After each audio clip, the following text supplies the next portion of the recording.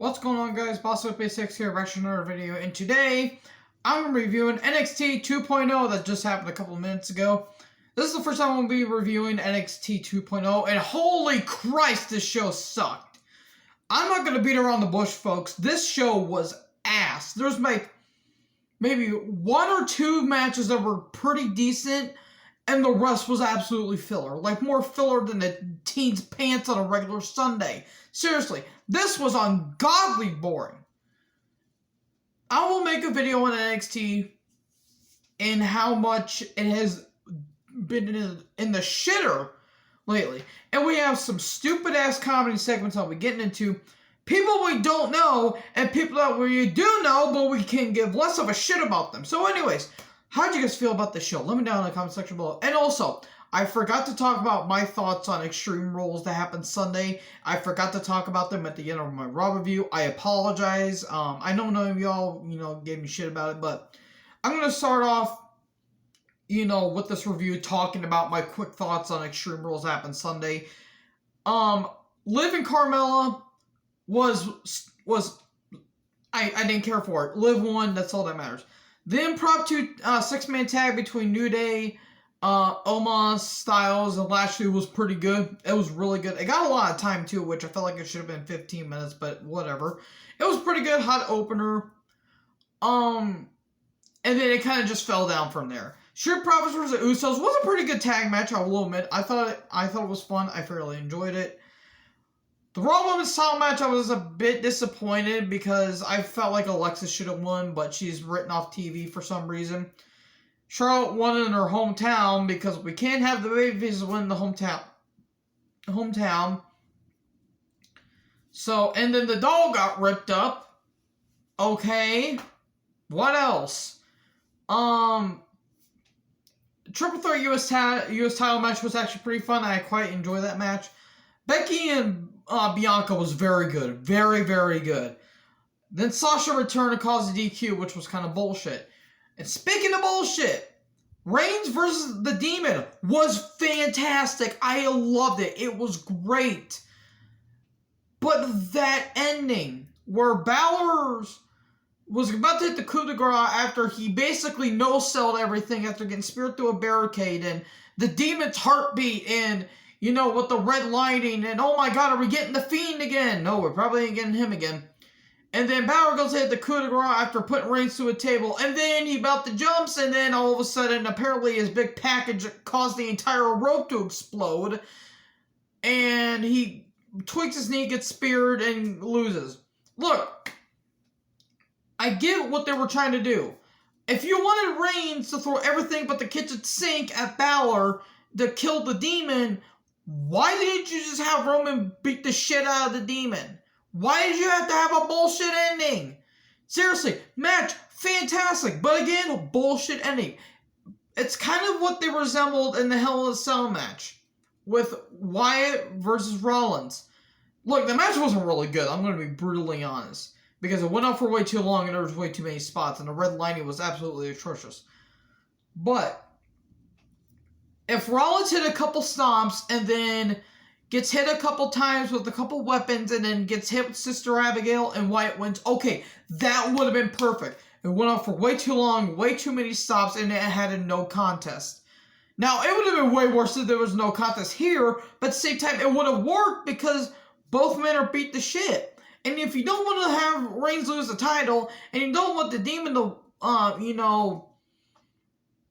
if you don't want the Demon to lose, why even book it? Hell, I figured Brock would have interfered and maybe cost Balor a match. Now, people would have kind of shit all over it, but at the same time, Brock wants Roman for himself because they're going to have their match at Crown Jewel because the Saudi Arabia, all blood-soaked money and all, wants to have that match. I hope it's at least better than their steel cage affair, but I digress. Point is, bullshit ending. People say that the Demon got buried. I'm kind of torn between that, but anyways, that's my thoughts on Extreme Rules. I'm about 5 minutes in, and I haven't talked about NXT. You can tell how much I cared about this show. Anyways, we've Hit Row come down, and I immediately about turned off the television because there's only one person I care about Hit Row, and it's obviously Adrian not Adrian, Ashante Theodonis. I almost said Adrian Adonis for some reason. I'm kidding. Swerve's the standout. And otherwise, what the hell is this group? I don't get this group. They talk about the match card tonight. Then Electra Lopez. Damn, I have to say. Along with Legado del Fantasma, they come down. B-Fab versus Electra Lopez, no DQ match. Now, last night on Raw, we saw a brutal match between Sheamus and Damian Priest for the U.S. title. That was a great match. What the hell happened here? This was sloppy. This was awkward. It was about more egregious than listen to Hulk Hogan grunting. And my God, B-Fab is absolutely shit in the ring. She is not ready. She is not ready. No, she wasn't ready. No, we ain't doing that. Electra Lopez, hot damn. Again, she looks great. She's actually not that bad. B-Fab is nowhere near ready. There was awkward spots. Lopez grabs her trash can and Hero and the Phantasma start brawling. Then Lopez gets a table. We get kendo sticks. We get chair shots. We have a slam onto the chairs. Sorry, I have to move the camera because it was on my notes. I should have put my notes out before. But we get candlestick shots. We have a crossbody onto the chair. Then we have a gutbuster on the chair. And then a one-arm bomb. A 1, 2, 3. Lopez wins. Thank God. This went through a commercial break. Why? Who gives a shit about this feud? Who are the heels? I want answers. Sorry, I'm losing my voice here. But god damn, this show was terrible. Anyways, we have the Index honeymoon between Dexter Lumis and Indy Hartwell. Indy Hartwell, sweet God Almighty. And then we have Gargano comedy. Look, okay, I get it. Johnny and Candice are having a kid soon. I get that. If you don't want Johnny to wrestle, why don't you just put him in segments that aren't filled with bullshit? Seriously, this is stupid comedy. You know you're bad when somehow Saturday Night Live is better than this. Seriously, folks. It is not that hard to book comedy in wrestling. Like, comedy and wrestling don't really mesh that well to begin with. But, my God in heaven. Like, the stuff that they did, Gargano's using the binoculars, keeping an eye on them, and Indy's going out for a swim and takes off, the towel, and, she shows off like a model that's, like, coming up from the water. It's kind of like that one scene from Just Go With It with, the Devlin girl, comes out of the water, and Adam Sandler's character and the Dolph guy that's pretending to be German looks at her and her tits are bouncing up at Jennifer Aniston, and Jennifer Aniston's like, you guys are weird. It wasn't like that, but I kind of got that, that same, mindset. But anyways, Indy's like, flipping her hair and, bending over backwards and all that stuff. And the only funny thing is, Dexter's like, that's the only thing I found enjoyable from this entire boring-ass segment. This is not comedy. It happened again later down on the show. Anyway, we get Joe Gacy backstage and in the ring, and he's talking about his promo last week, and kind of controversial because I apparently talked about white privilege or some shit. So anyways, he's, saying that I didn't throw a single punch and I impacted more people on the roster like Tommaso Ciampa and Roderick Strong. And then Zion Quinn, who? I've never heard of this guy. Mainly because I haven't watched NXT because I've been working lately. He took on Ryan Lorcan. Zion Quinn has a look. I just didn't have a reason to care about this match. I like Lorcan. Lorcan's a pretty good talent. His stuff is... Biff Busick was actually pretty damn good. But in the end, flying forearm and Quinn wins. Quinn for the win. I didn't have a reason to care about this match because I don't know who this Zion Quinn guy is. Then Grayson Weller. Who are these people? Seriously, I don't know who these people are. I know I should have watched the program last week, but I'm sorry that my work life is more important than NXT at this point.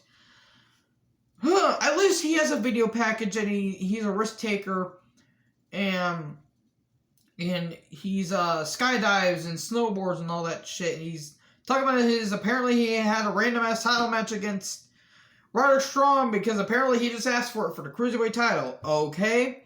MSK interview. I kind of forgot they were the tag champions. Can you tell I really like this show?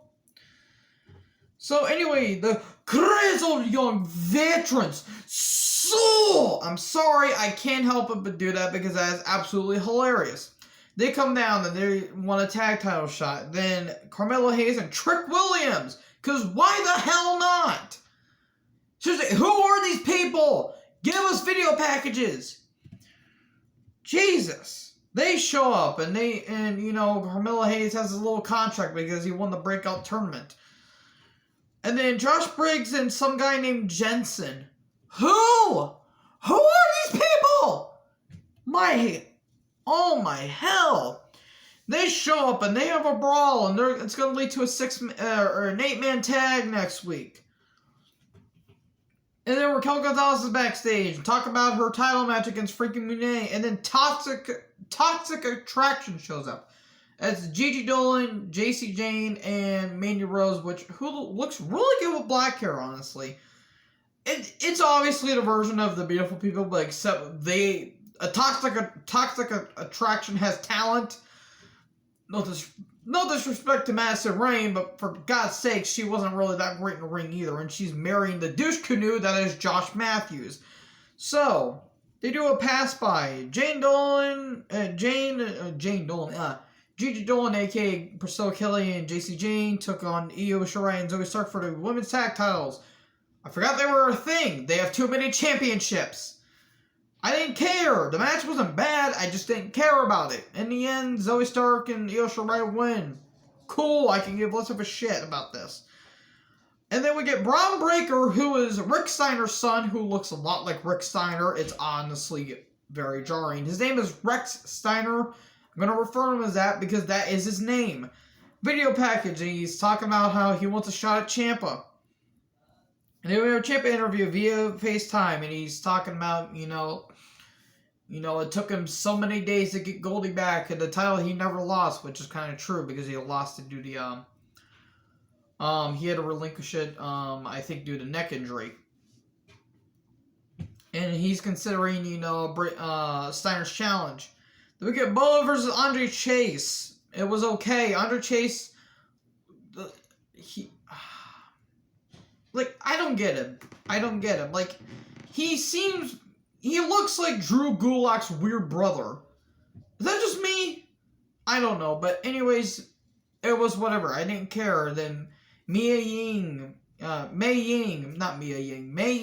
sprays the mist in the eyes and gets hit with the weird inverted DDT and Boa pins him.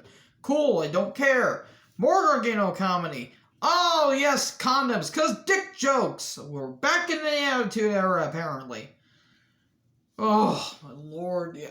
Why the condoms? That's all I'm asking. Why there's so many condoms? And, they're having pillows being thrown at them, and it sounds like, Indy saying, hit me harder and all that stuff. Gargano's hiding in the closet. Not like that. And it just goes on and on and on. It never ends. Oh. And then, she's like, let's take a nap, and then Gargano tries to escape, and Dexter has his eyes open. Apparently, when Dexter goes to sleep, he still has his eyes open. For the love of God, please blink, man. There are children watching. Anyways.